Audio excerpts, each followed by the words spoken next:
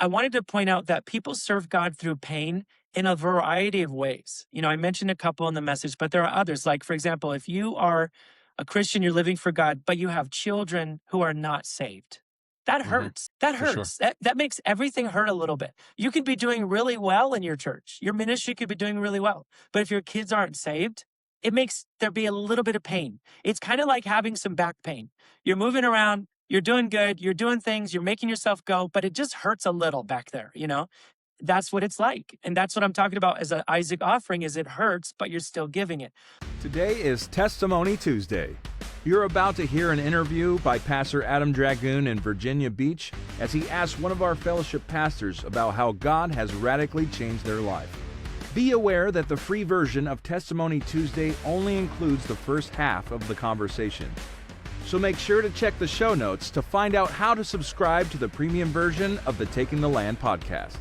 The premium version of this episode is released before you wake up each morning and does not include any interruptions or ads. Enjoy this Testimony Tuesday on the Taking the Land podcast.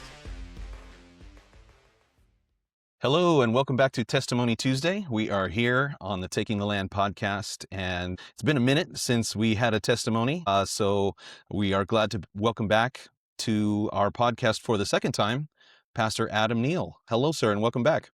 Hi, thanks for having me. It's a real honor, and I'm looking forward to the conversation. Yes, me too. Well, let's frame this in the right way. So it wasn't too long ago, just a few weeks, that I had the opportunity to come down to Tucson for the Bible Conference, and what a surprise and what a blessing to see that you had been you had been chosen, Yeah. one of the chosen few, Yeah. to preach a message on a Friday morning seminar, I know. and I felt so honored I'm sure, man, what a and blessing, scared. because it's a lot of pastors and a lot of ministry in that Right. congregation. First of all, that you get to preach in the conference. Is that your Yeah. first experience doing that? No, I got to do it in 23, I think. It was a few years ago. Okay. So this was the second time I got to preach at it. Okay. So I got to tell you, man, this message that you preached, the title of it was Isaac and the Roman Chair. And I so desperately wanted to be there in the room when you preached it, but I wasn't able to get back. I was only there for a couple of days, a Tuesday and a Thursday night. But I did watch it live when you were preaching, and it was very impactful to me. I can't really tell you all the reasons why, but it was. I'm not trying to, just butter you up here, but I'm telling you that for me, it was one of the most meaningful and insightful sermons that I've ever heard. Thank you. I mean, Wow. Thank you, and man. there's a few reasons that I say that. I think number one, because I feel like it was very well prepared. Like I don't know how long it took you. This is going to be one of the questions that I'm going to ask you, but it felt to me like this is a sermon that took 5 years to prepare for. And yeah.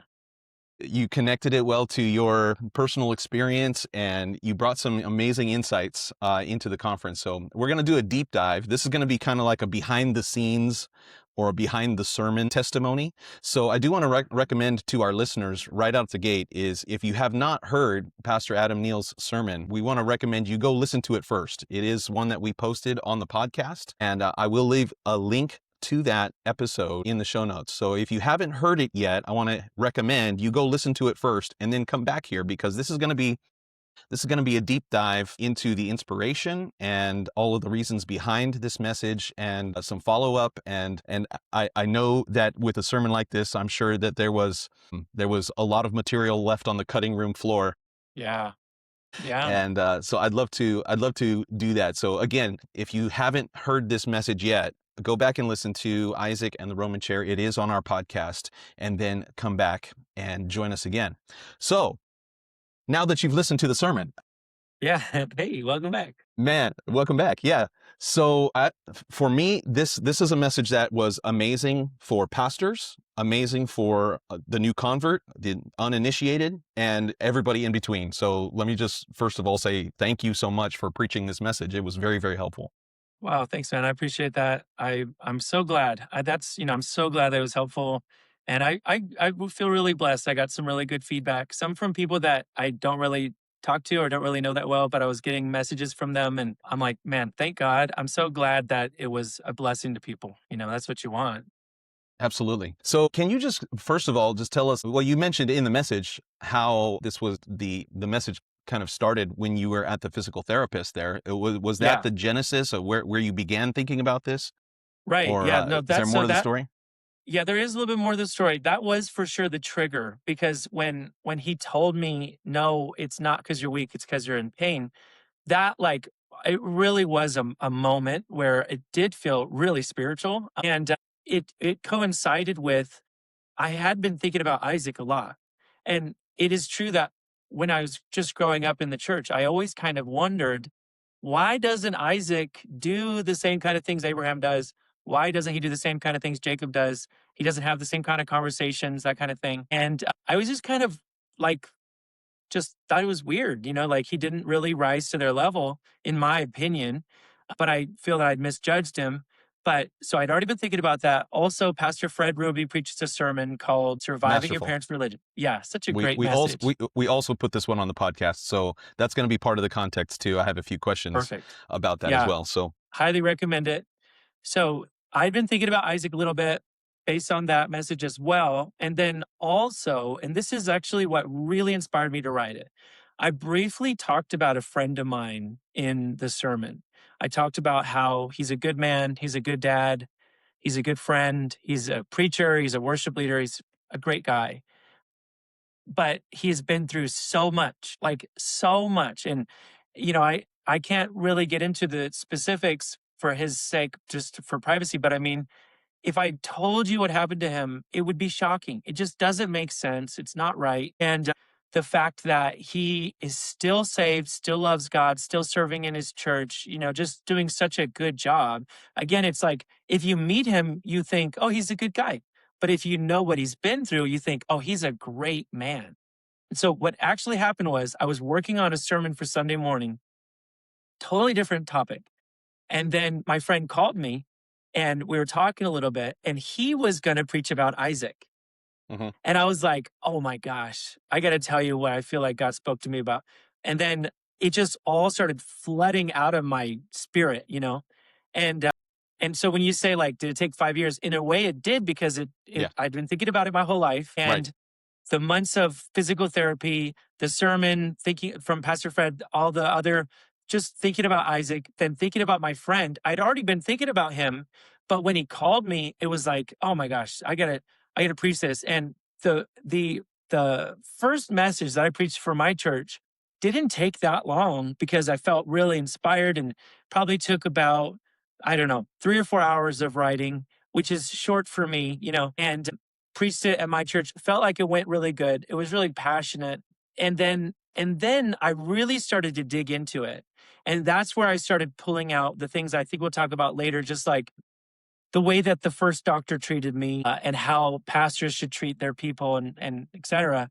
So that trigger of my friend calling me, he happened to be talking about Isaac, it just flooded out of my spirit, I guess, and so I'm thankful to him. But he's one of those examples that, in my opinion, is just a great, example of someone who's like, I'm gonna serve God no matter what. I'm gonna do my best. And it might look kind of ordinary, it sounds a little bit insulting. I don't mean to do that, but it's great. It's really a great offering given to God. And I know that God sees it. And I make the point in the message. I know this about him. Very few people know this about him. He never talks about it. Never. So even with me, barely ever does it come up, and I'm one of his best friends, but he doesn't complain. He doesn't want to rehash the pain.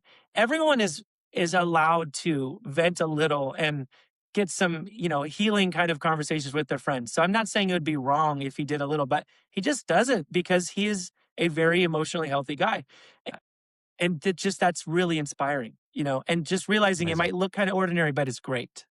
Yeah, I think that's so powerful, and I think that's why I am inspired by stories like that. I think that's why the Testimony Tuesday has become such a thing, right?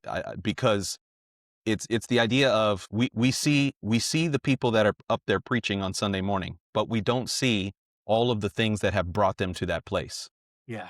Right, Right. the testimony, the person, the Right. life that they have lived. And I'm sure that we can all think of somebody like that in our lives who doesn't get a lot of recognition, who Right. maybe not even a preacher, but just the Right. fact that they're still saved and still have a humble spirit and got joy in their life and got their Yeah. hands raised in worship, just that is enough to say, wow, you guys, you've been through something and your sacrifice is meaningful.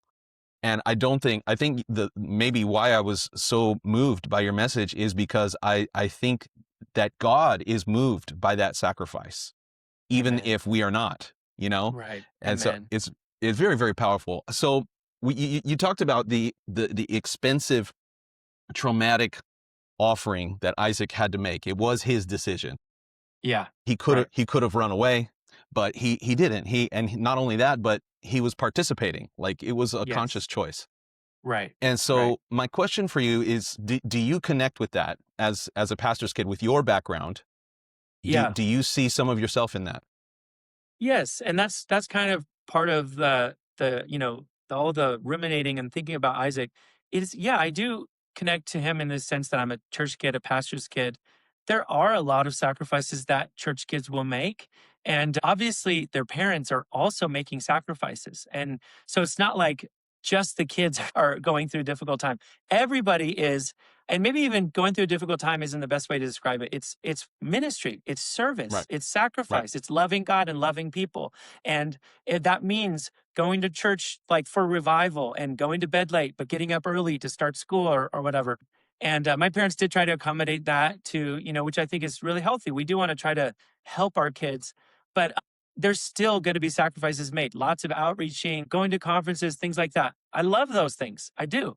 But that doesn't mean that they're the easiest thing to do. But they don't have to be, because again, that's part of the idea here is this is my worship to God.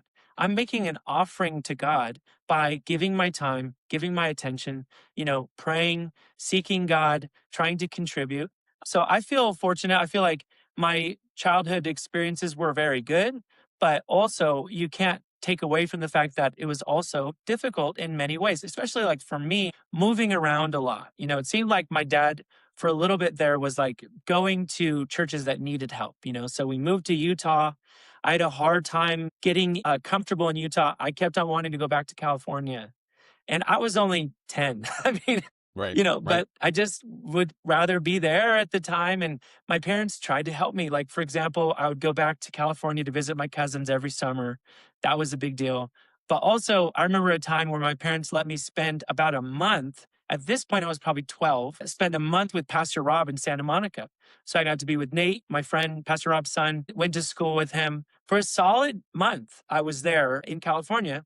And that was huge. And I think it helped me a lot in a lot of different ways. And then, well, just examples like that of just parents trying to help their kids, trying to make it a little bit easier, but at the same time saying, like, we are called by God. This is what we're supposed to do. We need your partnership and we'll help you, but, we need you to get aboard. Oh, and then moving to Tucson, that was hard too, because I had, at the beginning, my friends were definitely Pastor Garrett. Pastor Garrett was a great friend, and I had a few other friends. But even at that point, I wanted to go back to California again. And but then after a little while, I started to make some more friends. Some of my best friends, really ever, like Wes Pinnock, I'm still close with. Skip Unruh was a great friend. Just a bunch of friends that made it a lot easier. So that actually was a great year for me. But then we moved to California to take over a church where the pastor like abruptly resigned. But that church asked for my dad to come. And so we moved again. So it was like one of the best years for me in Tucson, and by the end of it, because of all the friends I made and the great time I had, and we immediately left and we went to California. And I don't know if I told you this before, but pardon me if I did, but I said to my dad, he was like, "Hey, I think you should you should go to California with us." At the time I was 18. So I could have stayed. I had friends that offered that I could live with them. And I was like, okay, Dad, I get it. I want to go back with you. I said, but if you come back to Tucson, don't leave me in California. And he was like, oh, yeah, we'd never do that. So we moved to California. My parents were there 2 years. But in that 2 year period, I married my wife. I became the youth pastor and the worship leader there. And God started working on my heart that if my parents go back to Tucson, I should stay. And so that second year, my dad invites me into the office and he says, hey, we're going back to Tucson, but I think you should stay. So it was like exactly what I was worried would happen. But God prepared me, and it was different than I, expected, and it was fine. And I'm glad that I was able to contribute there in that church. But all of those things were difficult, and they were all things that I had to surrender to God. But now looking back on it, it's like those were offerings to God. Right. Nobody Right. took that from me. Nobody forced something on me. It was I made an offering to my God, and that's a privilege to be able to do that. And so I guess we just have to consider it that way. For sure. Yeah. And going back to the idea of Pastor Fred Ruby's sermon is that everybody's sacrifice is not going to be the same, especially Right. from one generation to the next. But Yeah. that doesn't make it less valuable. That's so good. So true, man. So Yeah. I think that I'm also I'm working on so the Chandler Church has asked me to preach, and I got something cooking up, and it kind of is Oh, along these lines okay. about the multi-generational ministry, and successfully passing on the tradition, the faith that we have from one generation to the next. And I think that we sometimes get stuck in this, my generation is the only one that's serious, and Yeah. people that are Right. younger than me, they don't get it, or people that are older than me, they're lazy, or whatever. Right. There's all of Yeah. this Yeah. conflict that arises, and factions within the church. Something that But I relate to that feeling, and I don't, you mhm, can use this if you want to, but one of the things that I've noticed is just 90s Christians were kind of rough, they were pretty strict, pretty aggressive. And I just was thinking about how like my dad had it harder than I did when he was a disciple. I had it pretty hard, but then my disciples have it a little easier than I had it. So it's like it's gotten a true, little easier every generation. And I will say some of that is good, like we don't need to yell at people. We don't need to be angry at people, blah, blah, blah. Like some of the changes are good, right? I'm not talking about my dad. I'm talking about as a whole, right, some right. people unfortunately have not a great reputation as far as how the discipleship went. So anyways, I'm okay with us being a little kinder, a little friendlier, a little bit more compassionate, but I don't want to raise weak men. And Correct. so I want to make sure that although I might be a little kinder, my men still have that super in the spiritual realm, aggressive, like, The edge. we're storming the gates, that edge. And what inspired that was my brother's in the Air Force, and he said that the Air Force has made these changes where the when you're in basic training or you're in that first boot camp phase, the DIs are not allowed to cuss at you, and they're not allowed to be like super mean like they used to be. And they lowered all the standards. So it's easier to get into the Air Force in terms of like the physical, strenuous tests that they went through. And so I'm like, okay, I get it. That's fine. Don't cuss at them. I like that. That's not a very military thing. But for me, I'm like, cool, but don't lower the standards and make it so that anybody can be an Air Force person without really achieving that level of sacrifice and discipline and obedience and all that. It's like you can be a little bit kinder but still produce men and women that are godly and sacrificial and motivated to win the kingdom. Yeah. Yeah, that's so necessary. I want to dial in on what you described in the message as the trauma or the pain that Isaac chose to take on himself. And for him, it wasn't any physical pain. It was like emotional trauma of Yeah. your dad's Right. about to kill you. Right. And Right. and and all of the whatever the thought process is of climbing up this mountain and thinking about this. And I love that you described the conversation between them, and dad, where's the sacrifice? Right. And he doesn't give a good answer. He doesn't have a No, good answer for it. doesn't. And so you said that this is the kind of thing that messes people up. It's so Yeah. true. But Yeah. but I want you to explain what kind of pain, like what does that translate to in our lives? What does that look like? Yeah. So the first thing was that factor of unanswered questions, because we have questions, and a lot of times the people around us, they just don't have a good answer. It's not because they're bad, it's not because they're not wise or whatever. Sometimes the answer is gonna come from God, and that's the only way you're gonna get it. And so we have to deal with the fact that we're gonna have some unanswered questions, and the issue is, can we still give our offering even though it doesn't make a ton of sense, you know? So maybe, like, for example, one of the things I was thinking about with that was like, I have a friend who's a missionary. He's doing incredibly well. It's going really good. The first time, this is his second time being a missionary. The first time he was a missionary, his adult son was backslidden. And Hmm. he left to go, you know, around the world, right? And he's trying to love God. He's trying to serve God. He's doing a phenomenal job. Everything's good. But he knows that his son is not doing well back in the States and he can't be there for him the way he would like to. So there's just that pain of like, I'd like to be there, but I know that I'm called. You know, I'm not going to abandon my calling, but I really wish I was there so I could help and why does that happen? Why? Why is it that when I'm trying to do something great for God, my son backslides?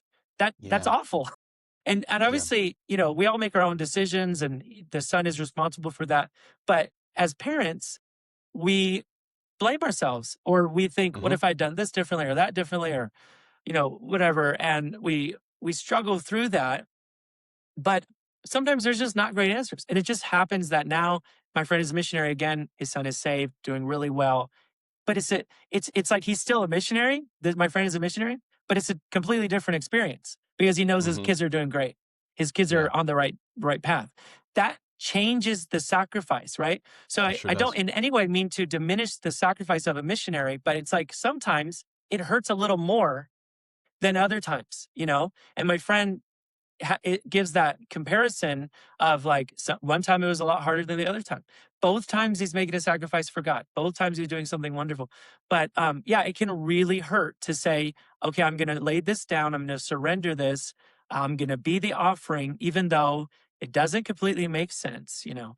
And something about this issue for me is that like I continue to think about Isaac, and I wrote a couple of other messages about him from my church. And one of the things that to me is really significant about this is that the Isaac offering of laying down your life and saying, "Okay, I'll be the offering, I'll be the sacrifice." That is a Jesus offering. And that's why it's so anointed. That's why it's so powerful because it's someone saying, the circumstances are difficult, the cost is very high, but I'm willing to lay down on this altar. I'm willing to give my life. That's so powerful because that's what Jesus did. And so Isaac is the type that shows us like that example of that kind of offering. So it can be very, very difficult, but it's almost like that's what makes it so substantial is it's a Jesus offering. It hurts. Hmm. Yeah, and there's so many good connections. Obviously, this story is just a pre-telling of the story of the cross. I'll give you a little story that comes to mind when I think it was probably the first or second time that I had been to the Bible Museum in Washington, D.C. One of the things that they have there is they have a full-time scribe, like a real Jewish scribe, like somebody who does the ancient tradition of transcribing from one copy to the next. And so That's this is amazing. something that they've been That's so they've been cool. doing for generations, and they Yeah. train. So even in the digital world, they still have a version of this that's very manual, where he's copying one letter at a time. And Wow. so I happened to be there on the day that this Jewish scribe was transcribing this exact chapter. Wow. And Cool. and so I was just kind of asking him his views on it, a Jew, right? So he doesn't receive Yeah. Christ as the Messiah. But Right. I asked him, what do you think about this story? And his answer was it was disappointing to me, because he said, this is one of my least favorite stories in the whole Bible. He Whoa. said, he Wow. said, it is so painful to me that I can't understand it. Wow. It seems like it doesn't belong. Wow. And I was amazed by Wow. that, because without the revelation of the Father giving his Son Yes. fulfilled Right. in Christ, I can see why he Right. might feel that way, you know? That's so true. Wow. But the parallels are incredible when you think about it. So Mount Moriah is most likely, it's the same mountain Yeah. that Jesus climbed outside of Jerusalem. Yes. It's the Father who is has the plan Yep. to kill his Son, essentially, and then the Right. Son who's choosing to bear the wood on his back Right. and climb the Right. mountain with the Father and lay Yep. his life down. And so, Right. the parallels are just uncanny. But there is one difference in the story. The difference in Genesis is that Isaac doesn't have to go through with it. There Right. is a Right. intervention at the last moment. Right. Right. But when God goes to sacrifice his son, there is no intervention. It Right. happens. Exactly. You know, Right. it's a Mhm. fulfillment. So, Yeah. what other connections do you see with the Yeah. Isaac offering and how we can apply this like to our Yeah, another lives? thing that really jumped out at me that I think Isaac's life teaches us something about Jesus' sacrifice that I think that we intellectually might know, but we don't really think about, or it doesn't like resonate always with us. But that is that Isaac, when Isaac gave his life on that altar, he did it for his father. He didn't do it for anyone else. He didn't do it as a substitutionary act for his father. He didn't do it, he didn't die in the place of anyone. He didn't die for Canaan. He didn't die for you and me. He just died because his father willed it. His father desired it. And he trusted his father that he heard from God, right? But he did it because his father wanted it. And then what we see that we see that in Jesus because Jesus also did the will of his father. And we like to say if there was only one human on the planet, Jesus would have died for that one person. And I believe that. That's cool. That's good. But I actually realized because of Isaac's life that Jesus would have died for only the Father if the Father willed it.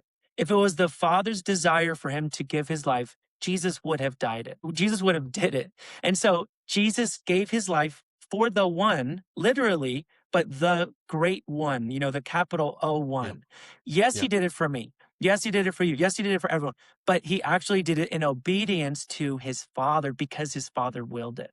And Jesus actually talks about it like that a lot in the New Yep. Testament. He There are a does. lot of examples where he says, I do the will of my Father. I don't, I'm here to do the will of my Father. Nothing I say or do except for the will of the Father, things like that. And when he talks about the sacrifice he's going to make, he doesn't usually say something like, I'm dying so that all of you guys can go to heaven. He's usually saying something like, the sacrifice I give is for the Father. It's really his main motivation. You can have two motivations. He can do that for us and for the Father. But it's just fascinating that the thing that's motivating him is he's obeying the will of his Father. And when I preached that idea at my church, I connected it to just the fact that we have to obey and sacrifice for God first. Yes. Yes, we are also doing it for people. But the truth is, people let us down. People hurt us. People abandon us. People neglect us. People betray us, these kinds of things, right? And so if you're only serving for people, you're going to give up pretty quick because it's Yep. hard. But if you're Stop. serving God first, then it doesn't matter what they do. You're going to continue serving because it's not about them, it's about God. And so that's why Jesus can die for people who are beating him and ripping his beard out and whipping him and nailing him to a cross. Yes, he's doing it for them. There's no doubt he's doing it for them, but he's also doing it because he is honoring his Father who never betrayed him, never, abandoned him, never turned on him, these kinds of things. So when you're motivated by the Father, you're motivated by God, it's able to propel you through things that could be things that might make us quit if we were just doing it for people. Yeah. Yeah. So as you're describing that Jesus type of sacrifice, willing to lay your life down simply because the Father requires it. I mean, I think there's no more basic understanding of what it means to serve Jesus. So I'm thinking about people who have given large amounts of their lives, their time, their youth, ministering in a lot of times in places that they don't have recognition, or Right. or they Right. give they spend decades pouring themselves out in small towns, Yeah. laboring, and Right. these are people that don't preach in conferences. Right. These Yeah. are people that Yeah. don't go around preaching revivals. And I'm even thinking of those that later in life they don't have a lot. They've given themselves to the ministry, and they don't have a good retirement plan. Yeah. And to me, Mhm. I see some of these people as the superheroes of the faith, Yeah. but they often end up feeling invisible, or maybe like Right. wondering if it was worth it. Yeah. And I wonder if you could just speak to that. Yeah, absolutely. So that's I mentioned David Brainerd, the missionary who did not have a lot of success. He didn't have a wide platform, didn't have a ton of influence, didn't have revival, but he knew Jonathan Edwards. Jonathan Edwards is probably one of the most famous preachers ever, right? So the contrast there is pretty fascinating that David Brainerd is unknown. Jonathan Edwards is, incredibly famous as far as like preachers go. And so David Brainerd lives with Jonathan Edwards at the end of his life. He passes away. Jonathan Edwards takes his journals and publishes them. That's why we know who he was. And that's when we realized this was a great life. But what I felt inspired on was that it was like David Brainerd gave his 2 mites, like the widow who gave 2 mites to Jesus at the temple. And Jesus stops everything and says, "You've got to see this offering," right? That's essentially what happened for David Brainerd. It was like God said, the world needs to know about this offering. The world needs to know about these 2 mites that were given, because 2 mites is actually a very high standard. It means you're giving everything. It means you're giving all that you have. So the gift might look small, but it's actually everything. And it's like, do we honestly give everything? Yeah, I don't know. I would like to think we do. I don't know. Some people, maybe they do, right? David Brainerd, I think, is one. The widow is one, right? They exist, but that standard is actually quite high. It's saying, I've given my all. I can't give anything else. And I feel like God was like, hold on, everybody stop. The world needs to see this offering from David Brainerd. But then, like your point, even David Brainerd had that, testimony go out. It happened after he died. But, so it's like, what if you don't get your testimony out ever? Nobody knows your sacrifice. Nobody knows your suffering until you die or whatever. And that is really, really hard. And this is one of the things that I didn't get to expound on enough in my message. I kind of was like, I wish I could have, but I wanted to point out that people serve God through pain in a variety of ways. I mentioned a couple in the message, but there are others. Like, for example, if you are a Christian, you're living for God, but you have children who are not saved. That hurts. That For sure. hurts. That makes everything hurt a little bit. You could be doing really well in your church. Your ministry could be doing really well. But if your kids aren't saved, it makes there be a little bit of pain. It's kind of like having some back pain. You're moving Yep. around, you're doing good, you're doing things, you're making yourself go, but it just hurts a little back there, That's what it's like. And that's what I'm talking about as an Isaac offering is it hurts, but you're still giving it. But another example would be, and before I move on, I wanted to say I had a friend of mine. Her name is Dawn Foreman. She's written a couple books. She's from Santa Monica, the lighthouse there. Maybe we can share her books as well. For She sure. wrote her book recently called The Divine Details. It's great. She's a great writer. But she immediately comes up to me and she's like, she's so sweet. Thank you for your message. And she says that exact thing, that like she's inspired to live for God. She's inspired to do great things, to give these offerings. But she happens to have a couple of children who are not living for God. And obviously, I don't mean to embarrass them, but I feel that she deserves some recognition. She's an author and she's doing really well. But it hurts. It just makes everything hurt a little bit. And obviously, I believe God that these kids are going to get saved. But it's like, it's just difficult, and it just makes everything hurt. Or maybe you have parents who are not saved. And that is that pain that's in the back of your heart, I guess. Or maybe they're not healthy. Maybe they're sick. And that just kind of is always a little bit on your mind. Or there's just so many, maybe it's your marriage. How's your marriage? Is your marriage struggling? How's your health? How's your wife's health? Because these factors can make life a little bit more difficult and you're offering a little bit more costly where, I think about like the preacher, the people that you mentioned, people who serve and serve and serve, and they don't see a ton of, reward, right? And maybe someone listening right now might be like, I've been in my city for 5 years, 10 years. I thought I would be doing better by now. I'm doing my best. I'm preaching, I'm studying, I'm outreaching, I'm following up, I'm doing everything I know to do, but it's just not going very well, or it's not going as well as I had hoped. And I mean, the first thing we do want to keep the challenge of like, are you doing your best? Are you reading? Are you praying? Are you fasting? Right. But if you Don't lower the standards.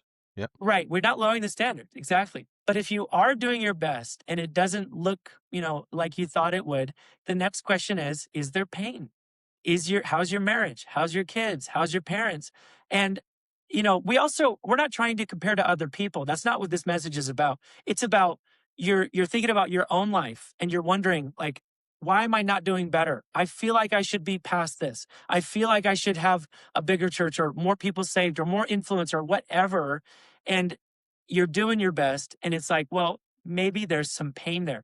And so if there is pain, then that means your work is actually an exceptional gift to God that he sees and he receives as precious because he knows what you're going through. He knows how hard it is. And you're still giving an offering. You're still giving your 2 mites, which is, again, actually quite a high bar. God doesn't miss that. God knows when that's happening. Yeah. Yeah. Another example that comes to mind is people who are living in grief. You know, Yes. I even Yes. my own family comes to mind because in the last couple of years we put a lot of people into the cemetery, you know, and there's Wow. a price that Yeah. you pay. I'm You're sorry. carrying the grief of that in Yes. your heart and still trying That's a to big be a one. blessing to people. That's a really Yeah. big one. Yeah. And thank you for pointing that. I mean, that's Especially huge. over the last few years, after COVID, I think everybody lost somebody within, you know, close to them. Right. So that's definitely something for sure. And also, like, I think about people who have to navigate through betrayals, church splits, Yes. and Yes. things like that. Right. It's so Absolutely. painful to navigate those Yes. things. Right. And it's honestly, if you can look back on your period of ministry and you can say, I still loved my people, I still loved my wife, I still loved my family, I still loved God, I was still seeking Jesus, then you're a success. You're doing well. You know, it may look a little bit more like David Brainerd than Jonathan Edwards, but David Brainerd's life was a phenomenal sacrifice. So that's good company. That's not Yeah. that's not embarrassing. That's phenomenal company. And so it's like reevaluating a little bit when we look at ourselves and just saying, you know, I gave my all and it's been very difficult, but I know that God is pleased with my offering and my diligence through pain. Yeah. I think it's kind of like maybe we could illustrate it as a reward multiplier. Yeah, yeah, You know, like if it's a gaming, like God puts a point multiplier on whatever you're going through when yeah. you keep a right heart. It's a And great way to put it. Yeah. I would say also that the final judgment cannot be made in this life. Like I Yes. think Right. only heaven can reveal the full measure of God's pleasure as we serve him through pain and through anxiety and through disappointments and setbacks. Like I'm sure that there will be days of celebrations where God is gonna put a highlight on people who Absolutely. were completely anonymous in this life, Yeah. but Right. made the necessary sacrifices to serve him. I really think so, man. I really think so, especially because we got to see the living example of Jesus doing this, where all these other people are giving these extravagant gifts at the temple, but the widow gives just 2 mites, and Jesus insists that everything stop and everybody see this offering. So 100%, I agree with you. I believe that God is going to hold these people up and honor them. Like, this was a sacrifice. This was an enormous sacrifice, you know? I mean, you see it in Paul in Paul's letters when he talks about he thinks like the apostles are really like slaves of war kind of paraded down. He's saying it's been really hard because he's referring to like when a general would go and take over another nation, he would bring back spoils of war. And one of them was high ranking officials or kings or whoever basically chained up like slaves. And they would be at the front of that parade as he comes back into town with the spoils of victory. And Paul's like, you know what? I kind of feel like one of those slaves at the front of the parade. Yeah. That's heavy, man. Yeah, He's for saying sure. this isn't easy. This is hard. And he's a great example too, because Paul gave everything. He spent the majority of his ministry in prison. He planted a lot of churches. We know how difficult that is. Obviously, there was a grace, there was anointing. God is always helping us. And none of this is to say, like, where were you, God, in all this? He's there. He's absolutely there helping. But that doesn't take away the pain. And I kind of talked about that a little bit in the message too, because I would say that Isaac's offering was a traumatic experience. And someone might say, well, how could it be traumatic if God willed it? And it's just like, well, welcome to the real world. You know, like Correct. we live in a fallen world where it's painful to do things. And like I gave the example of the missionary. The missionary goes into a nation where Christians are violently persecuted. Maybe he loses his children. Maybe he loses his wife. Maybe he's beaten. Maybe he gives his own life. The calling is good. God is good. But the actual sacrifice still involved pain. It still involved suffering. And it may have involved some trauma. That doesn't mean it wasn't good or that it wasn't ordained by God. It's just in a fallen world where we're trying to obey God, there's some cost to it. Because I do think like when we're in heaven, we'll still have the opportunity to obey God, but it's not going to have the same kind of cost. It's not going to have the same kind of suffering. It's not going to have tears, right? So there's going to be a very different dimension to it, And I talk about this a little bit in the message, but when we're in this life and we're dealing with pain, some people won't give God an offering in pain. They will not do it. If it hurts, they won't give anything. It's like everything has to be perfect for them to serve. And that means that they'll never be able to give an offering in pain to God, because in heaven, there is no pain, there is no suffering, there's no tears, right? So the only time that we can give an offering in pain or an offering in tears is in this life. And that means it's our privilege to do so. It's our privilege to say, I'm giving an offering to God, even though it hurts now. I'm not going to make him make everything perfect for me to give anything. It's my privilege to give this to God. Why do you think that some people are like that? Why do you think that it is so important for people to avoid pain and to remain in comfort? Where does that come from? Man, that's such a good question. I'll just tell you what kind of comes to mind as I think about that. I think that one, we're just really like naturally averse to pain. It's why we'd rather not work out. Working out is uncomfortable. It's difficult. It causes some measure of pain. We'd rather not do that. We're like, give me the pill that will just make me buff. That's what I want. Same with dieting. We'd rather not. We just rather not control our diet. And, it's like anything that causes discomfort, we'd just prefer to not. Again, give me the pill that just makes me lose all the weight and makes it easy, right? Which, by the way, I don't have anything against people. Do it how you're going to do it. Be healthy, no shame or condescension meant. But I'm just making the point that we've always had a hard time with pain. And spiritual pain is one of those things that we tend to avoid or just prefer to not go through, limit it. We want to limit the pain. People say things like, they'll say, I'll live for God, but I won't be a pastor, because they're saying there's a cap on the pain I'm willing to go through or I'm willing to endure, or there's a cap on the sacrifice that I'm willing to surrender to God. And it's just that motivation to avoid pain as much as possible. And I will also say that sometimes people avoid pain because they've got experiences with pain. They've been through terrible things. Yeah. They've been rejected. They've been neglected. They've been betrayed. And now they prefer to not go through that again. And Jesus said, they'll hate you because they hated me first. And I do think there are some people that are like, I don't want to be hated. I mean, none of us want to be hated, but there are some people who are like, no, I'm not going to do it. I just don't want to. I've been hated. I've been betrayed. I've been rejected. I'd rather not deal with all of that. So there's a measure of sacrifice involved in just being a Christian. And so I think people are like, I don't want to do any more. Now, there's a cap to what I'm willing to deal with. Yeah. Well, yeah. I mean, it comes down exactly to what Jesus said. He's unless you are willing to forsake all that you have, you cannot be my disciple. Right. I'm willing to follow you, Jesus. Where are you going? Well, I'm going to the cross. Will you follow me there? Right. Right.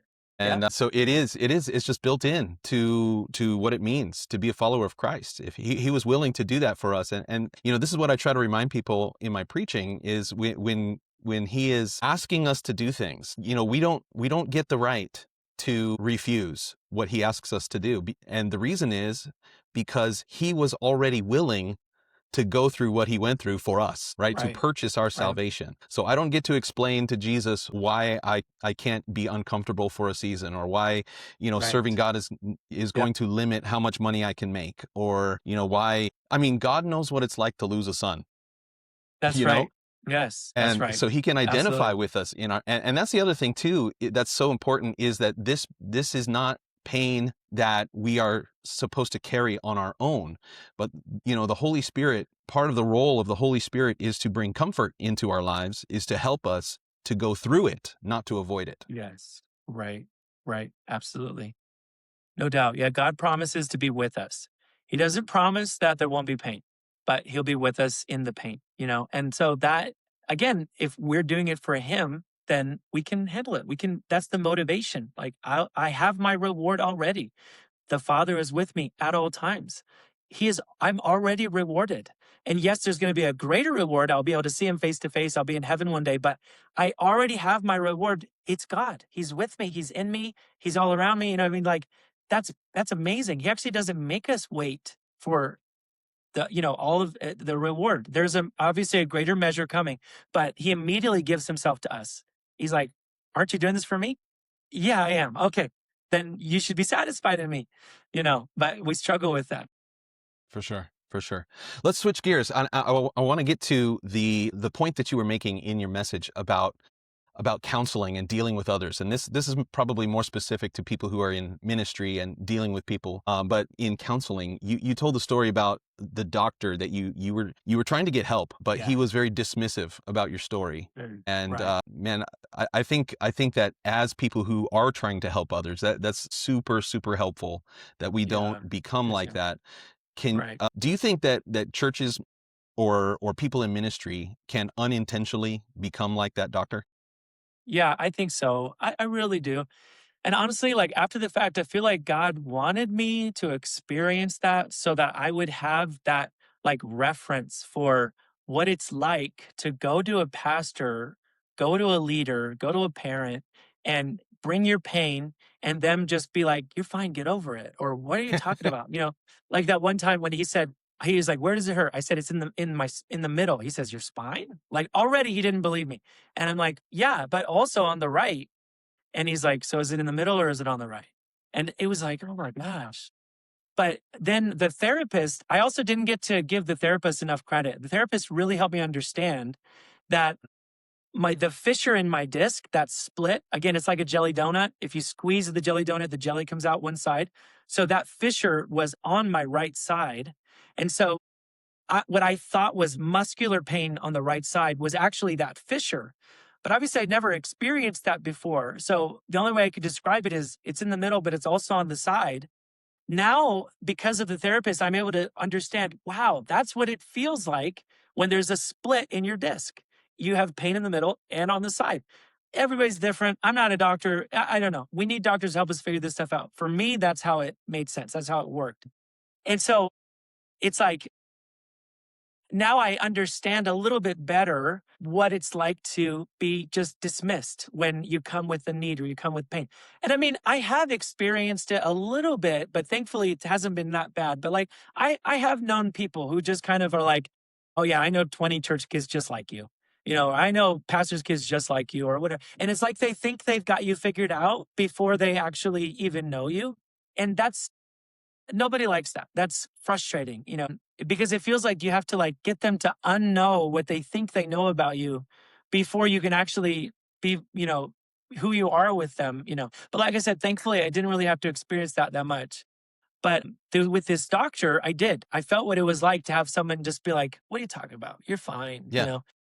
Yeah, Yeah. but it was even worse than that because you described how you thought that maybe he was suspicious of you, like you were trying to get Yeah. drugs out of him or something. Right.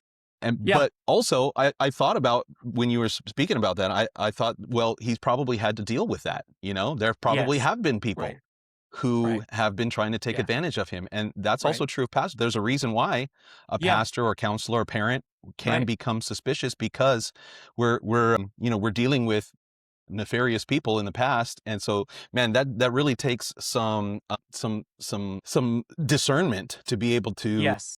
know Right. when people are being honest and really need help versus trying to take advantage of you. Right. What would you say about that?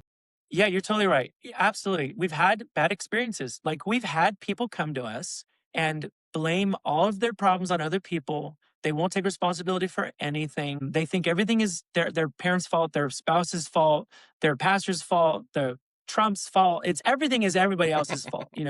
And we know that like maybe you've suffered a little bit, but until you are willing to take a little bit of responsibility, you're probably just going to keep suffering because that victim mentality, it's just not healthy and people struggle to get out of that. So we've experienced what it's like when people come to us for drugs. They want pity, they want excuses to justify their sin. They want excuses to justify their bad behavior. They're mean, they're impatient, but it's because of this and it's because of that. It's because this happened and that happened and you did this and you did that. But it's like, no, no, no. You got to deal with yourself. You got to deal with you're mean, you're cranky, you blah, blah, blah, right? So yeah, we've had those experiences where we saw people come for drugs. But the point that I make is, and that I believe that God is trying to speak, is that not everybody wants drugs. Not everybody wants pity. Not everybody wants excuses for their bad behavior or for their sin. Some people, they're like me. They're trying to explain their pain. They're not doing a great job. It doesn't make sense even to them, Like I felt awkward, like it's in the middle, it's on the side. And, he's trying to help me go through motions, and they're not causing pain because I'm like, well, it hurts when I do this or whatever. And it just wasn't resonating with him. So, you have people who they don't explain their pain very well, or they think that's another thing. They'll think the source of the pain is one thing. Like the source of my pain is my spouse. The source of my pain is my parents or whatever. But maybe it's not. Maybe it's something else, and the doctor helps you figure out, yeah, you feel the pain there, but it's actually in a disc. It's actually deeper than that. It feels like it's muscular, but it's actually deeper, right? It feels like it's your husband, but it's actually, something else, whatever the case may be. And so we do need that discernment to be able to say, yeah, I could see how what your husband said or what your wife said or what your husband did or your wife did, I could see how that caused pain. But I think the problem is deeper. I think you've been dealing with a lot of pain. So it's almost like saying, what else is going on? What else has happened to you? What else have you been through? And basically being patient enough to say, you could tell me your story. Tell me what's going on, and let them speak a little bit. And then, yeah, maybe we get to a place where we're like, okay, here's where I think that you probably need to take some responsibility. Here's where I think you probably need to be obedient. But I also recognize that you've been hurt. I recognize there's some things that have put you in this position. That's not fair, but it's the world we live in, and every situation is going to be a little bit different. But we just have to be open to the fact that they are hurting. They are. They just aren't explaining it perfectly, or they're blaming the wrong source or whatever, but they really are hurting. Or like you, how you described right at the beginning, you started beating yourself up because Yeah, you perceived that your weakness was just because you were a wimp or something. right. Exactly. But Yeah. it wasn't that. It wasn't that. Man, how No. many people are just beating themselves up and for Right. no reason and making it Right. worse? Definitely. Definitely. Yeah. So in your case, you were able to, after time, you said you couldn't go to another doctor, or you didn't go to another I doctor for didn't. 2 years, and That's right. made Yeah. things Yeah. worse. Yeah. For sure. In your case, but at least you were able to do that. In many of our cases, if you're talking about the relationship between a pastor and somebody who's seeking counsel, that's a much more complicated relationship. It's not somebody that we've hired to help us, right? Right. They're Right. our True. pastor. And Yeah. so that does require a level of relational trust. So I guess Yes. I want you to speak to the need for both those in leadership, those who are attempting to be the one who is bringing healing, and to those that are seeking a healing. Speak to the need for that relationship of trust to be built. Man, it's so important. It really is. Yeah. Because when we go to a pastor for counsel, or when someone comes to us for counsel, they basically have to be vulnerable to explain why it hurts. So they're going to have to tell you some things that they don't talk about. They maybe don't tell other people. Or maybe, there's those few people who are like always complaining, they're always talking about how everything hurts, blah, blah, blah. But the thing is I'm realizing even they are hurting. Even they still need help. But it's a very vulnerable conversation to admit that you need help, to admit that you don't know what to do. Especially, I mean, I think it's a human thing, but especially for guys, there's this element where like we basically don't talk about our problems unless we believe that that person really can help us. So sometimes we'll miss out on help because we're like, oh, he can't help me. He can't help me. This one guy can help me. Actually, that reminds me, there was somebody at the conference. I got to meet him. He's great. He's like, man, your book is really good. And he said, it's a real book. It's a for real book, man. Like, wow, it's a book. And like he was, I don't know what he was expecting, but I was like, thank you. But he said at first, he saw my picture on the back and he was like, oh, what can this young guy tell me? And then he started going through a hard time. And he's like, why don't I just check this out? And then my book is called Divine Wilderness. It's talking about going through hard times and how God wants to help you. And so he starts reading it and he realizes, like, wow, it's God can help me through this person. But there's this block that I think especially men have where they're like, if I don't think you can help me, I'm not going to tell you what's going on. So, anyways, there's all this stuff, there's all this difficulty. And then you finally go tell your pastor, here's what I'm struggling with. And if he's like, get over it, or, I mean, Yeah. maybe he doesn't say that, Dismissive. but that's Yeah. the feeling you get. Now you're not going back to him, at least not until it gets really, really bad, And that's happened to me is I didn't go back to the doctor for 2 years. I made it worse. So the question is, what is that person going to do? How are they going to make it worse? Because we were dismissive, or we were like, why are you still blaming your husband? Why are you still blaming your parents? Like, get over it. It's happened years ago. And I understand that there might be a little bit of truth to that. But if that's our approach, they're going to leave feeling kind of ripped off, feeling embarrassed, and they may not ask for help like I didn't for a while. And so, yeah, we have to understand that when that person asks you for advice, they're actually being very vulnerable. And we don't want to accidentally abuse that or hurt that and just say, okay, I get it. Like, it's almost like it's a privilege that we get counsel these people. But again, because we have met some people that just want drugs, they want to tell you all of their problems every time you see them. And it's like nothing you say is going to help them.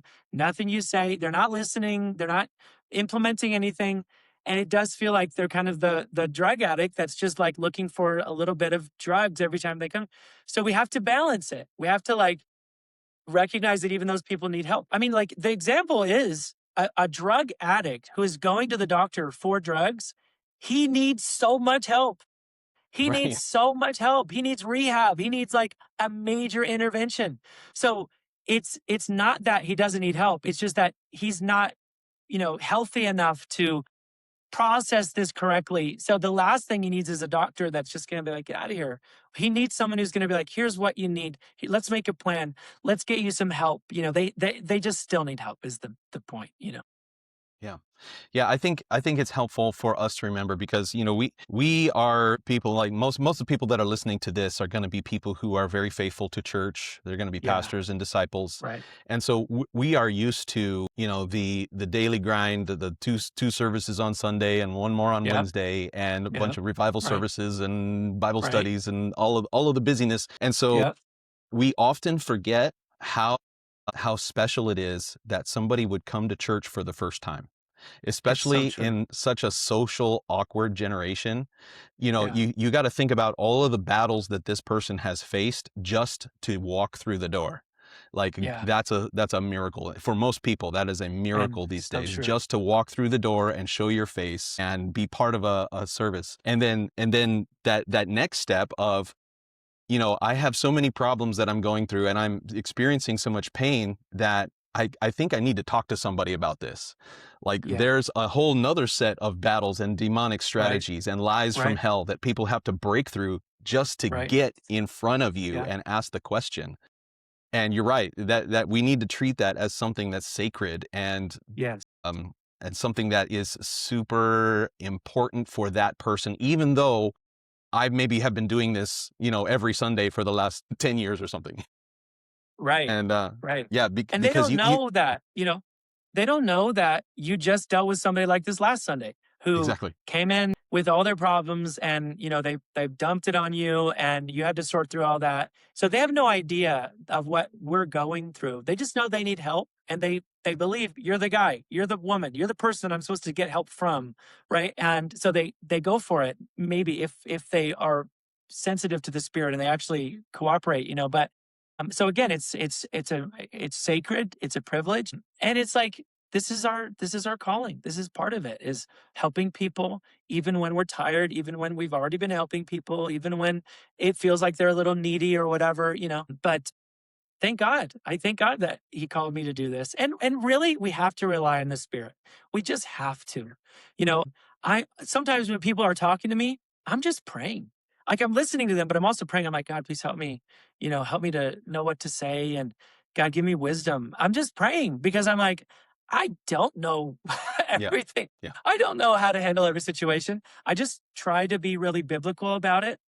I'm thinking like, what does the Bible say about this? What examples are there in scripture that have gone through similar things? Do I have any experiences that might relate? Do my parents have any experiences? How can I help this person biblically? And honestly, there was a period where I was going to a pastor in my area for therapy, for like counseling. And I really don't talk about that a lot because there's still kind of some stigma about that, I guess. Maybe not so much, there was, but anyways, he was a pastor for a long time, and then he started helping me. And one of the things that I noticed was this guy has a doctorate. He's pastored forever, literally over 30 years, something like that. Written books, run rehab centers, things like this. And when he gave me counsel, it was just biblical counsel. He would say, well, the Bible says this. And he would talk about characters in the Bible. And it actually gave me a lot of confidence because I realized what I'm doing, what we're doing, when we just give biblical counsel, that's what the pros do.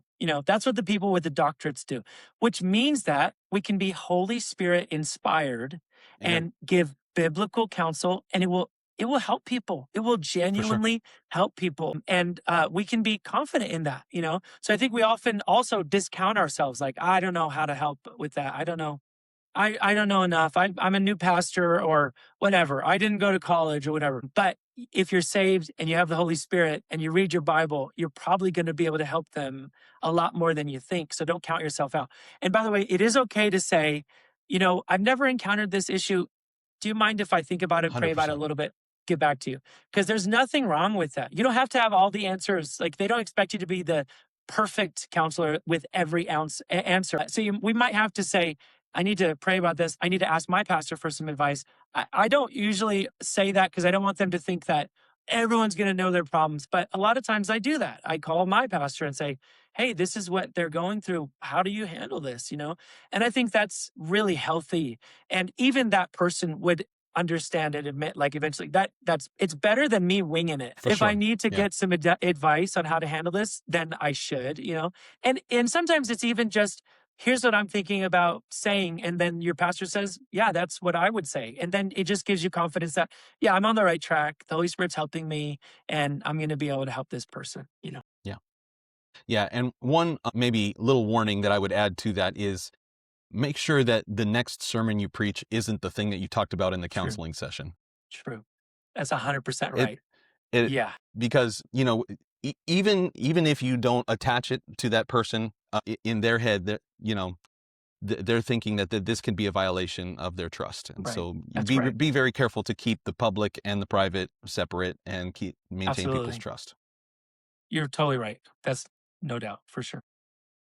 So I want to be respectful of your time, Pastor Adam, and I do have a few more questions I want to ask you, but I think we'll save the last final segment here for our premium subscribers. There was, in your closing, you had 3 points that you shared with the audience, but you were up against a time limit, and so I want to ask you to just do a deep dive on those 3 points Right. at the end. But we're going to take a quick pause here, and we're going to save that last conversation for our premium subscribers. But before we great. do that, can you just tell the folks where they can find you? What's going on?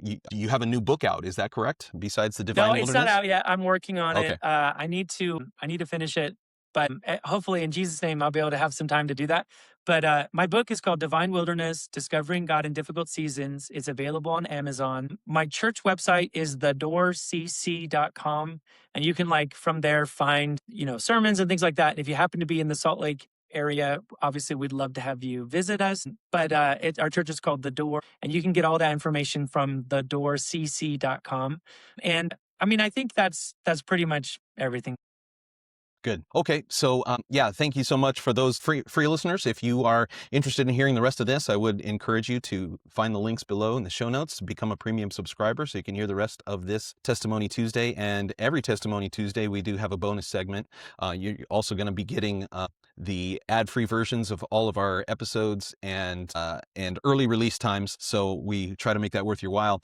The best thing about becoming a premium subscriber is that we are supporting world evangelism, and all of your subscription dollars go directly to that. We do not keep anything. So we appreciate you being a listener. For those of you who are premium subscribers, we'll be right back with the rest of this conversation.